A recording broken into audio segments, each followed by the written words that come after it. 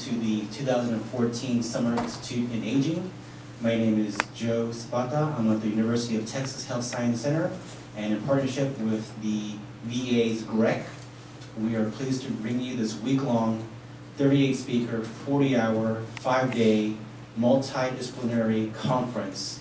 This very genuine conference that details to about 8 different sites throughout the country, especially in Texas. And again, just thank you so much for joining us today. And welcome everybody in detail. Thank you so much for joining us this morning. Let me just go through some housekeeping things, rules and things you should be aware of. Everybody who's here present, most of you are from this building, so you know where the restrooms are outside the door to the left. Take your next left, and your restrooms will be on the left. We have coffee and beverages in the back. At 10, they'll be ready. The coffee is still brewing. I'm sorry about that, but we do have plenty of water. Don't forget to register. And of course, the main aspect for your attendance is to receive your continuing education credits. So there's a schedule in the back for credits if you want that. And just so everyone's clear, to receive your medical credits, which is the ACCME, the nursing credits, which is the ANCC, your psychology credits, which is the APA, and your dietitian credits, which is the CDR, you must register through the VA's TMS system. There's a form which has instructions on there just to make sure that we want you to have your credits. I mean, we do want you to get your credits. We want you to get your credits immediately and as fast as possible with the least amount of complications as possible. If you're seeking social worker credits, licensed professional counselors, or a certificate of attendance, your CEs will be received from us, the University of Texas Health Science Center. And to get that situated, make sure that you register for today, that you sign in each and every day, and then following week, probably next Monday, a week from today, you receive an online certificate. So you just receive your certificate, you can print it out, and you're good to go. And I'll be up and around, I'll be your MC for most of the week. So if you have any questions pertaining to, especially the CEUs coming from our department, I'll be more than happy to help you out with that. And if you have any questions referring to the CEUs that are coming from the VA, I'll be sure to help you out as much as possible, or at least point you in the right direction. So this is the way that this conference is going to work. Of course, we have a lot of speakers, a lot of sessions we're going to go through. And what I'm going to do is I'm going to announce the next speaker, and then give you a real quick rundown of what institution they come from and the presentation, and then I'll let the speaker come up here and introduce themselves, and of course give them their introduction, and they can go on with their own presentation. We'll have roughly an hour per speaker, so it gives each speaker about 45 to 50 minutes to speak. The last remaining 10-15 minutes will be Q&A. Everybody in detail land will have the opportunity to call in or email in a question for the speaker. So if you got a pen and pencil, if you're in detail land, here's the number to call in for a question. It is 210-949-3139. That's going to ring the number to the back room here. I'll be here to pick it up. I'll write down your question, and I will ask the speaker that question post-speaking of their session. So I'll be sure to ask them that question. Again, the number is 210-949-3139.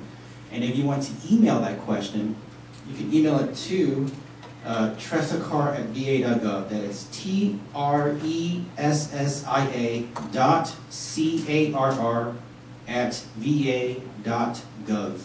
tressacar@va.gov. So if you have any questions, be sure and either call or email, and I'll be sure to transmit those questions to the speaker. Again, this is a new kind of issue we got going on here with VTEL. So all VTEL mics are going to be forced mute. So if you have a question, don't speak to your TV because we won't be able to hear you. So please go ahead and email or call us to transmit that question, and I'll be sure to ask the speaker for that. Ask that speaker that question. Does anybody have any questions here right now pertaining to the summer student education before we get started officially? Okay, like I said, I'll be up and around in the back. If you have any questions, go ahead and contact me at your leisure. And our first speaker, it's 8 o'clock, Our first speaker is Meg Barron, and she's from the Alzheimer's Association of San Antonio and South Texas, and she's going to be giving us a Alzheimer's Association update. So please give her a round welcome applause.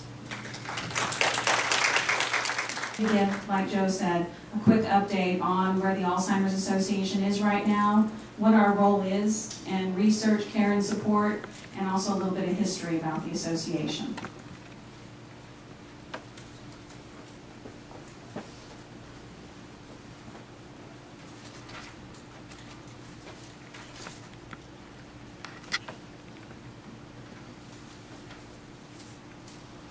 The Alzheimer's Association is the world's leading voluntary health organization in Alzheimer's care, support, and research.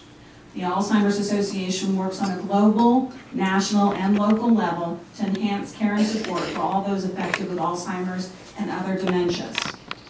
As the largest nonprofit funder of Alzheimer's research, the association is committed to accelerating progress of new treatments, preventions, and ultimately a cure. Through our partnerships and funded projects, we have been part of every major research advancement over the past 30 years. The association is the leading voice of Alzheimer's disease advocacy, fighting for crucial Alzheimer's research, prevention, and care initiatives at the state and federal levels. We diligently work to make Alzheimer's a national priority. And lastly, our Walk to End Alzheimer's is now the largest fundraising and awareness event in the world for Alzheimer's disease.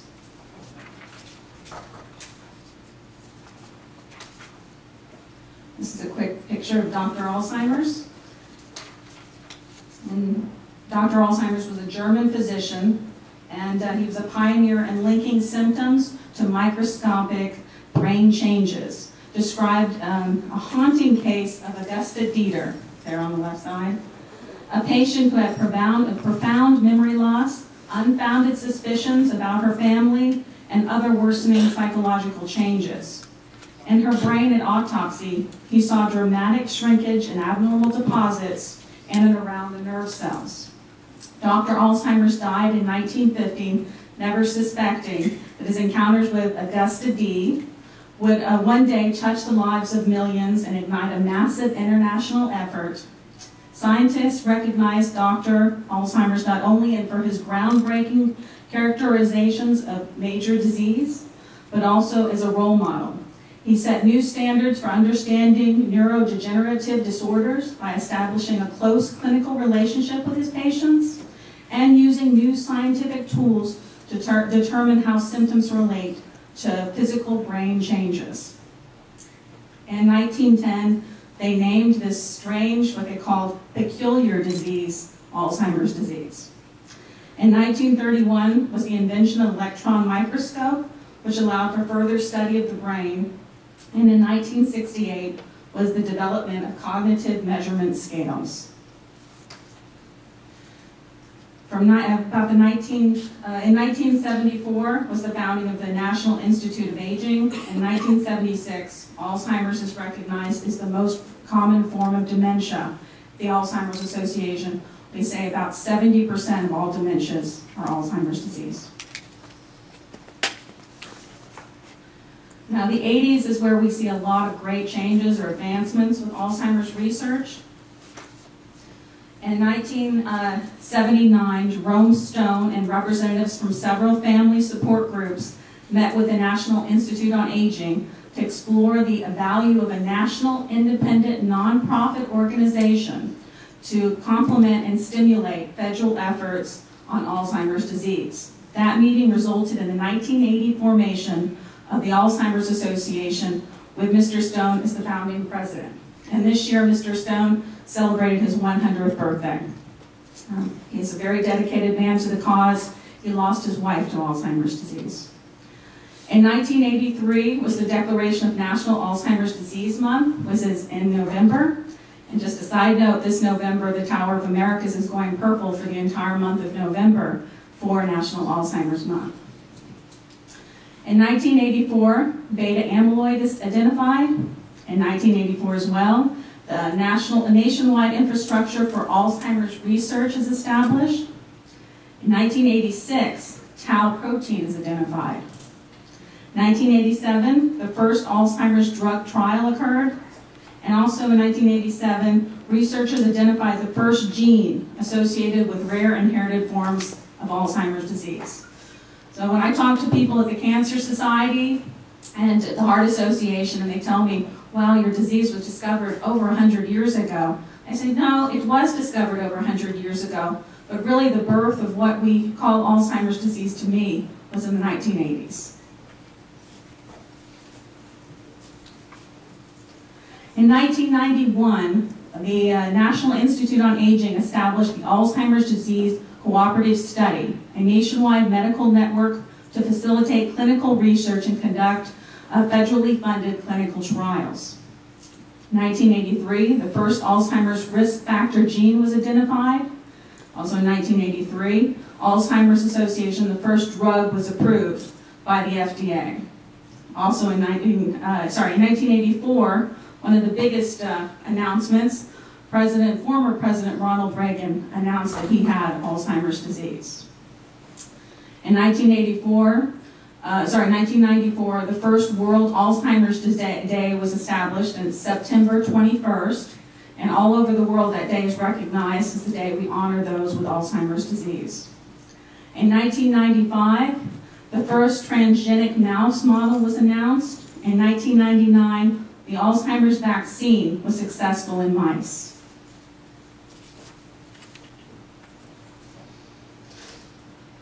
And I'm going through these very quickly, but just trying to give you a quick idea of all the advancements that's happened in just a very short amount of time. In 2003, the National Alzheimer's Disease Genetic Study begins. 2004, the first report on the Pittsburgh compound B, we call PIP, was discovered. In 2004, the Alzheimer's Association joins public and private donors as a major sponsor of the Alzheimer's Disease Neuroimaging Initiative, which I'll talk more about in a little while. Also in 2005, Alzheimer's launches the Alzheimer's and Dementia Journal, which is one we'll talk a little bit more about later. 2008, the International Society of Advanced Alzheimer's Research and Treatment is formed, called ISTART. The International Conference on Alzheimer's Disease becomes an annual event in 2009. Also in 2009, efforts to standardize biomarkers begin.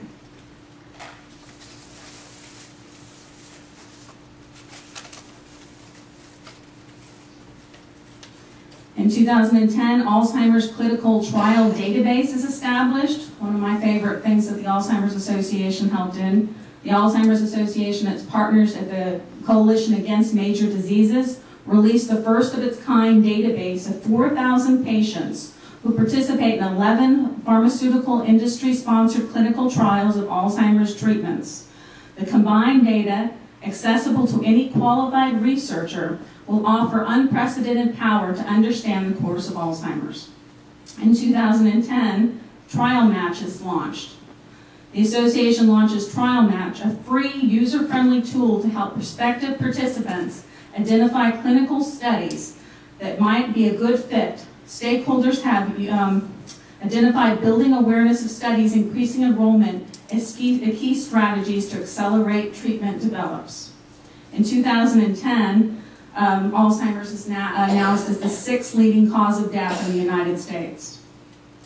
2011, President Obama signs the National Alzheimer's Project Act, or NAPA. I know I'm probably preaching to the choir to a lot of you here, but I'll just quickly go through what at the Alzheimer's Association we call Alzheimer's disease. Alzheimer's is a type of dementia that causes problems with memory, thinking, and behavior. Symptoms usually develop slowly and get worse over time, becoming severe enough to interfere with daily tasks.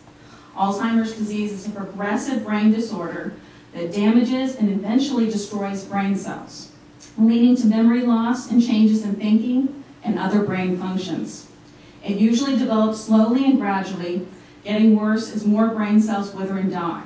Ultimately, Alzheimer's is fatal, and currently there is no cure. And just to show you, this is a healthy brain. We have over 100 billion neurons in our brain. And again, you can see healthy brains on this side, and there is a brain with Alzheimer's disease. Scientists have identified several hallmark Alzheimer's brain abnormalities, including plaques, which are those big clumps you see there, microscopic clumps of protein called beta amyloid. You see the tangles there. Twisted microscopic strands of protein tau. Also loss of connections among brain cells responsible for memory, learning, communications. These communications transmit information from cell to cell. Inflammation resulting from brain's efforts to fend off lethal effects of the other changes underway. And lastly, eventually death of the brain cells and severe tissue shrinkage. You see this? You see a healthy brain on one side and a brain with Alzheimer's disease on the other. All these processes have devastating impacts on the brain, as you can see, and over time the brain shrinks dramatically, affecting nearly all the functions. When I'm talking to the public, generally at walk or another activity, I always talk about it as a stick of broccoli. And when broccoli loses its water, that's what we see with an Alzheimer's brain. Alzheimer's disease is the most common type of dementia, a general term used to describe various diseases and conditions that damage the brain cells. Alzheimer's disease accounts for between 50 and 80% of dementia cases. Other types include vascular dementia, mixed dementia, dementia with Lewy body, and frontal lobe dementia. Risk factors for Alzheimer's disease, and we say there are three: age, genetics, and family history. The greatest known risk factor for Alzheimer's is advancing age. Most individuals with, between the ages of 65 or older, and the likelihood of developing Alzheimer's doubles every 5 years after the age of 65. After 85, the risk reaches nearly 50%. One of the greatest mysteries of Alzheimer's disease is why the risk rises so dramatically as we age. Family history. Another strong risk factor is family history. Those who have a parent, brother, sister, or child with Alzheimer's are more likely to develop the disease. The risk increases if more than one family member has the illness. When diseases tend to run in the family, genetics, or environmental factors or both may play a role. So genetics, scientists know genes are involved in Alzheimer's. There are two types of genes that can play a role and affect whether a person develops the disease, with either a risk gene or a deterministic gene. Alzheimer's genes have been found in both categories.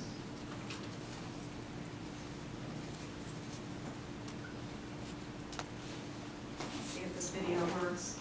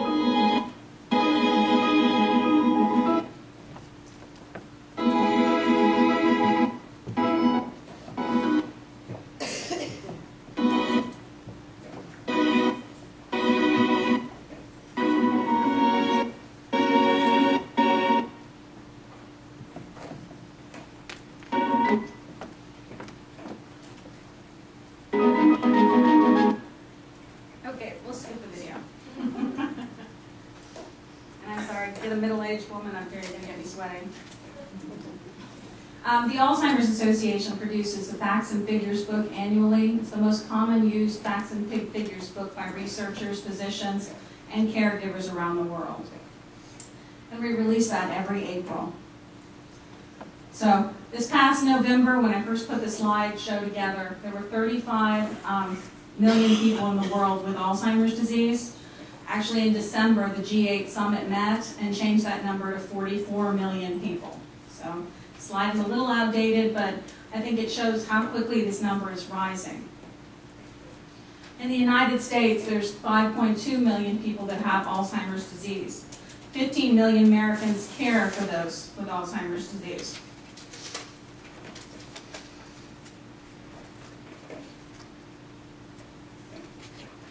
One in 8 Americans over the age of 65 has Alzheimer's disease in the United States. 1 in 3 seniors that's considered over 85. And just recently they came out with a study that over 90, it's 1 in 2. Every 68 seconds somebody develops Alzheimer's disease. And this is from our Facts and Figures book, just showing that the percentage of those with other major diseases is dropping over the last 10 years, with Alzheimer's rising 68%.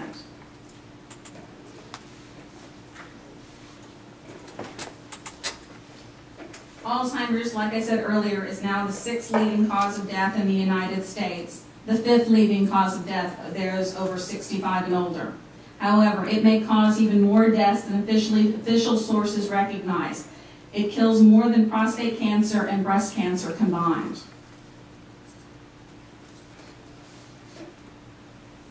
Deaths from Alzheimer's disease increased, as I said, 68% in between 2010, or from 2000 and 2010. I want you to keep that in mind when I go to this slide. Women, African Americans, and Hispanics are hit harder by Alzheimer's disease. Almost 2/3 of American seniors living with Alzheimer's are women. Of the 5 million people aged 65 and older with Alzheimer's in the United States, 3.2 million are women and 1.8 are men. A woman's estimated life risk of developing Alzheimer's at age 65 is 1 in 6, compared to nearly 1 in 11 for men. As real as a concern as breast cancer is to a woman's health, women in their 60s are about twice as likely to develop Alzheimer's during the rest of their lives as they are to develop breast cancer. Many Americans dismiss the warning signs of Alzheimer's, believing that these symptoms are a normal part of aging. They are not. There is an even greater concern for African Americans, who are 2 times more likely to develop late-onset Alzheimer's disease than whites, and less likely to have the diagnosis of their condition, resulting in less time for treatment and planning. Research is beginning to uncover the impact of Alzheimer's among Hispanics. Hispanics, on average, are 1.5 times more likely than whites to have cognitive impairment. In 2013, 15.5 million family and friends provided 17.7 billion hours of unpaid care to those with Alzheimer's and other dementia. Care valued at $220.2 billion, which is nearly 8 times the total revenue of McDonald's in 2012. More than 60% of Alzheimer's and dementia caregivers are women. All caregivers of people with Alzheimer's, both men and women, face a devastating toll. Due to a physical and emotional burden of caregiving, Alzheimer's and dementia caregivers had $9.3 billion in additional health costs of their own in 2013. Nearly 60% of Alzheimer's and dementia caregivers rate the emotional stress of caregiving as high or very high, and more than 1/3 report symptoms of depression. In addition, an estimated 2.3 million people are long-distance caregivers, meaning they live an hour or more away from their care recipients. 60% of caregivers are employed full or part-time, and 65% of employed caregivers report having to work late, come in early, or take time off to care for their loved ones.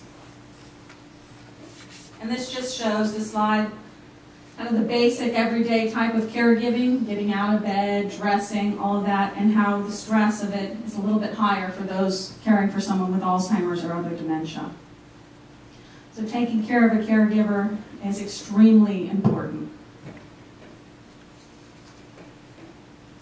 But the one thing that's going to affect everyone in this country, no matter what, if you have a loved one or a friend with Alzheimer's, is the cost. We're looking at $214 billion in cost for Alzheimer's this year. And that includes $150 billion in cost of Medicare and Medicaid.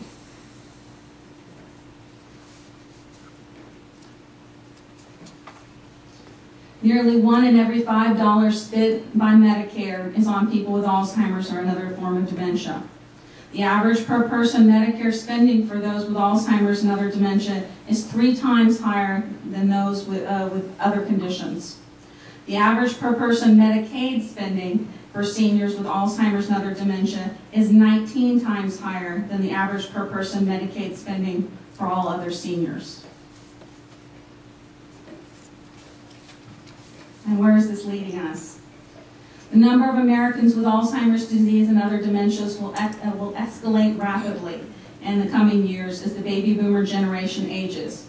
By 2050, the number of persons aged 65 and older with Alzheimer's disease may nearly triple, from 5 million today to as many as 16 million, barring the development of medical breakthroughs to prevent, slow, or stop the disease.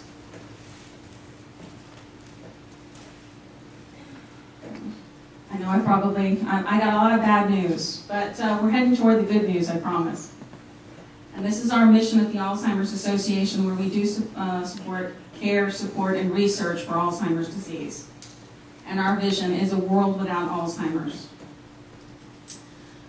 And one of the most active areas we are in is in public policy. The Alzheimer's Association has a successful history of bringing persons together to tackle the challenges of Alzheimer's disease. Our advocate network, together with the association, is responsible for the following victories over the last few years. In 2011, one of the association's top legislative priorities, the National Alzheimer's Project Act, was signed into law. In 2012, the first ever National Alzheimer's Plan was released by the administration in May. In connection with the plan's release, Alzheimer's received an additional $5 million in federal research funding during that fiscal year. Public policy decisions must provide the resources necessary to support programs and affect people with Alzheimer's disease and their caregivers. Policymakers must enact public policies that provide better health and long-term coverage to ensure high-quality, cost-effective care for the millions of people facing this disease every day. And the legislation we support is the Alzheimer's Research Funding, Alzheimer's Accountability Act, and the Health Outcomes Planning and Education Act, which is called the HOPE Act. And this past April, and as we do every April, over 900 people connected with the association goes to Washington, D.C. to advocate for those 3 legislations. George, now we got it.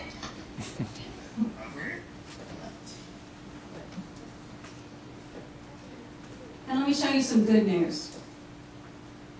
Progress has been made in other diseases. And this, like I said earlier, is the changes in deaths. From breast cancer is down 2%, prostate cancer is down 8%, heart disease is down 16%, strokes down 23%, HIV down 42%, Alzheimer's disease, as we already mentioned, is up 68%. And why is this occurring?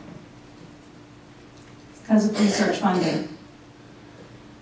Cancer research money is at 5.6, AIDS 3 billion, cardiovascular at 2 billion, Alzheimer's at half. So we need to increase funding for Alzheimer's research.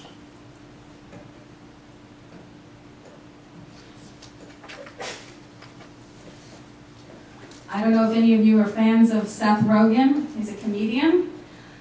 Not a big fan myself, but he recently presented in front of the Senate Appropriations Committee with Dr. Francis Collins, and it became the second biggest hit on YouTube in history. So in that, Dr. Francis Collins, the head of the NIH, stated, "We are not at this moment limited by ideas. We are not limited by scientific opportunities. We are not limited by talent. We are, unfortunately, limited by resources to be able to move this enterprise forward at the pace that could it take." Meaning that we have everything. We have the brains, we have the ideas to be able to find a cure for this disease. We just do not have the finances. Let's see if this video works.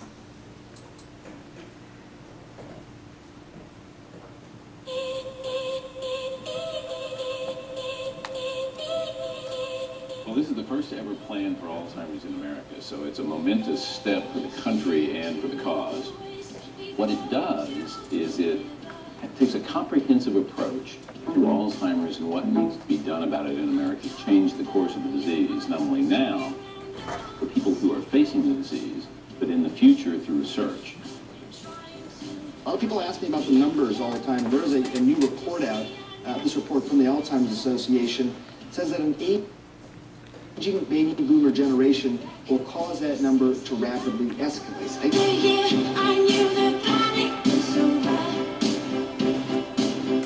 There are actually 4 studies that are coming out of this meeting in Vancouver now from the Alzheimer's Association. Dr. Bill Thies is Chief Medical and Scientific Officer of the American Alzheimer's Association, and he is at the group's international conference in Vancouver this morning.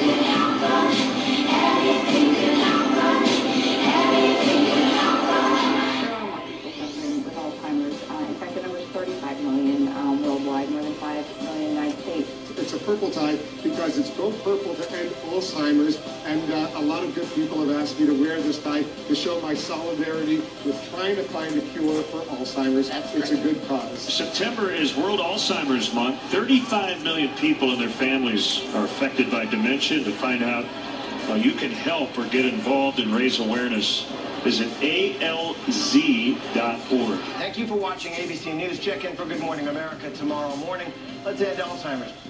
Well, I've been working with the Alzheimer's Association for the last few years. My mother-in-law has early onset Alzheimer's, and I've hosted their annual event a couple times, and it's a really great event, but it's honestly just not really something that's geared back towards a younger generation of people. So we thought it would be fun to try to put on an event that raised money for Alzheimer's, but also kind of got a younger group of people excited about charity and going to charitable events and hopefully putting on their own charity.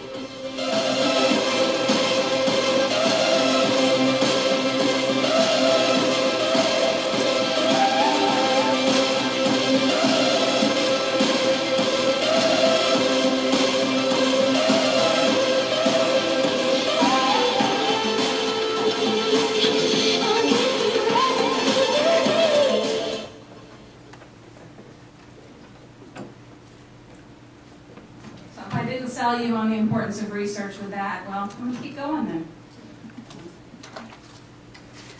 Right now, there are 5 drugs on the market for Alzheimer's disease.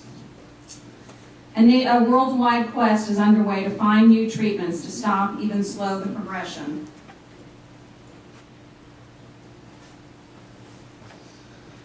And prevent Alzheimer's disease. Because new drugs take years to produce, there are currently 96 being studied right now, from concept to market, and because drugs that seem promising in early stage studies may not work as hopeful in large-scale trials, it is crucial that Alzheimer's and related dementia research continue to accelerate to ensure that the effort to find better treatments receives the full focus it deserves. The Alzheimer's Association funds researchers looking at new treatment studies and advocates for more federal funding for Alzheimer's research. As I said, currently there are 5 FDA-approved Alzheimer's drugs that treat the symptoms of Alzheimer's, temporarily helping memory and thinking problems in about half of the people who take them. But these medications do not treat the underlying cause of Alzheimer's. Now, the Alzheimer's Association is involved in 9 areas for research. The first is the Alzheimer's and Dementia Journal. The aim of the journal is to bridge knowledge gaps separating the traditional fields of dementia research by covering the entire spectrum of basic science to clinical trials and social and behavioral investigations. And then our international research grant program. Since awarding its first grant in 1982, the Alzheimer's Association has grown into the world's largest nonprofit funder of Alzheimer's research, awarding more than $330 million to over 2,200 best of field grant proposals. AAIC is the Alzheimer's Association International Conference. It's the largest convening of researchers and scientists in the world. In 2013, it was in Boston, and I was privileged enough to go, and it was an outstanding event. And in the next few weeks, the 2014 conference will be held in Copenhagen, Denmark.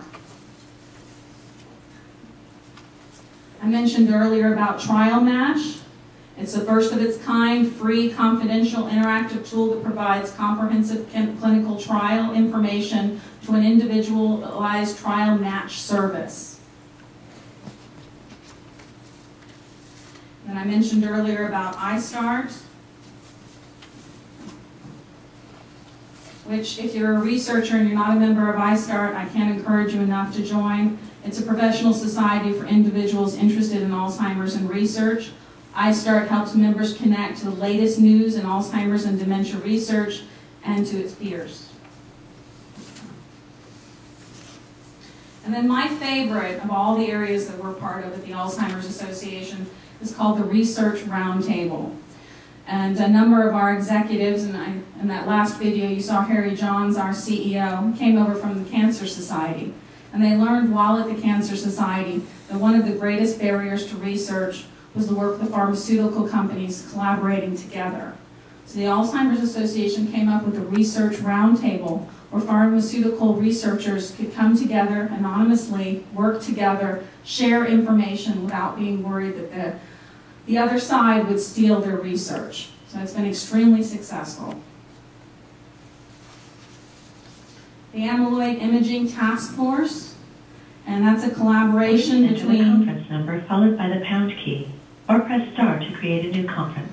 The collaboration between amyloid...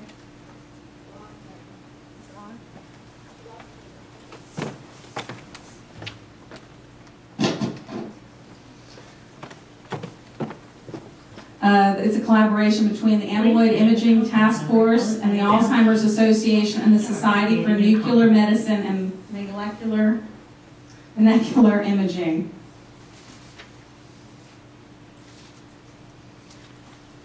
And last, well, almost last, but GAIN. GAIN is the Global Alzheimer's Association Interactive Network. And it's where researchers and scientists can work together online, sharing information, talking to each other. You're not able to go to AAIC, you're able to be part of GAIN and share information. So we can encourage research at all levels. And then I promised last is the Worldwide Alzheimer's Disease Neuroimaging Initiative, which is a collaboration effort with scientists working to better understand physical changes in healthy individuals compared with those with mild cognitive impairment and Alzheimer's.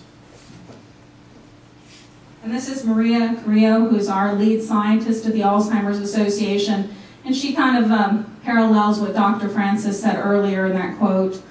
We can and will solve the problem of Alzheimer's disease. With other diseases, we've seen how sustained investment in research can improve lives, reduce death rates, and ultimately produce cures. We have the tools, we have the talent to achieve breakthroughs in Alzheimer's disease, and we need the resources to make it possible.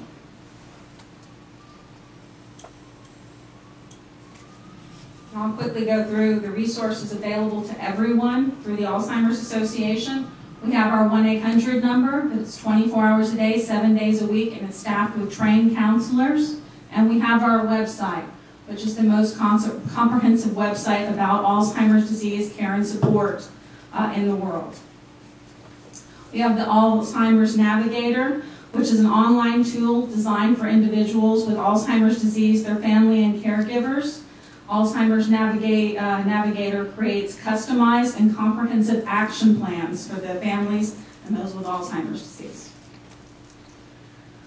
All's Connected is the first ever dedicated online social networking community for anyone impacted by Alzheimer's disease. Essential Alls is a online training tool for those family members who want more information on how to be a better care for those with the disease. And it's also meant for those in the field who can get certified in dementia training.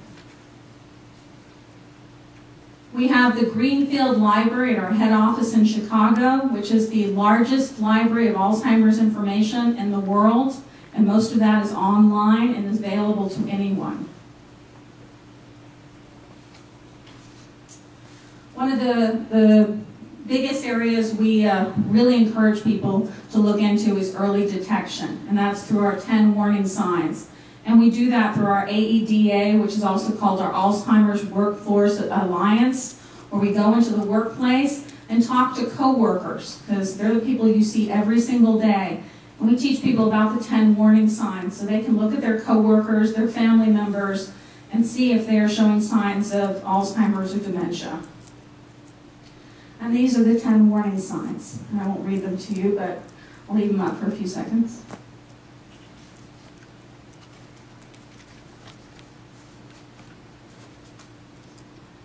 One of the most common questions I get is, how does the Alzheimer's Association spend its money? We were just awarded one of the fiscally responsible large nonprofits in the United States. And the Better Business Bureau Wise Giving Alliance states that you should be 65-35 as a nonprofit, and we are pretty strict that staying close to 75-25, so we go over that, which is wonderful. It's one of the reasons I took the job at the Alzheimer's Association. I wanted to work for a nonprofit that knew how to spend its money correctly. The Alzheimer's Association is a national organization, and we have 80 chapters across the United States. We have 6 in Texas alone, and you can see at the bottom here, those are the 47 counties that I oversee. And through all of these chapters, all offer care and support, either through educational classes, educational symposiums, support groups, either for early stage, people in the early stage of Alzheimer's disease, or caregiver support groups, as well as many events. Here are our facts and figures on Texas. Right now, 330,000 people have Alzheimer's in the state of Texas. 11% of seniors in Texas, and over 5,000 die each year. And the biggest issue I see in Texas is almost 80% of those that say they are seeing signs of dementia are not going to see their physician. And just recently, the Alzheimer's Association in San Antonio has partnered with Morningside Ministries and Lilly Pharmaceuticals to start having leaders in our community here talk, and we're calling it our Community Conversation Stakeholders Meeting. So we can talk about how we can advance dementia and Alzheimer's awareness in San Antonio. And I have to put a plug in for our Walk to End Alzheimer's. It's on September 20th. It is our largest fundraising effort, but it's also our largest awareness outreach event. We have a lot of families that come to walk that are scared to come to us. Because of the stigma of this disease, they will not come to our office, they will not call us, but they will come to our walk. Another common question I get is, what in the world is our logo? And here, if you can see it, it's man in science, so mind in science. So at the Alzheimer's Association, we convene, we collaborate, we fund, we connect, and we advocate. And we are a volunteer-driven organization, and I'm glad I could show you everything we do at the Alzheimer's Association. And I hope you will work with us either through our research programs, or as a physician, work with us through our physician outreach programs, or as a caregiver, I hope you'll work with us because we have information hopefully that will help you. Thank you very much, and can I answer any questions? Why do you attribute, or what do you attribute the incidence in Hispanics and blacks as to whites? Some scientists say it's cardiovascular, connected to diabetes. There are a number of issues, but it connects to other forms of dementia. So yes, I would say what our research has shown is diabetes and cardiovascular. You said 89% of people want to know if they have Alzheimer's. Does that percentage increase or decrease with a person that has a family member that has Alzheimer's? 89%, oh, I don't remember that number. Want to know they have Alzheimer's? Yeah. I think it was on the video that. Oh, in the video. It was just written. Oh, okay. You know, if, I guess I'll have to get back to you on that question. Sorry. Any other questions? Well, thank you very much, and I'll get with you.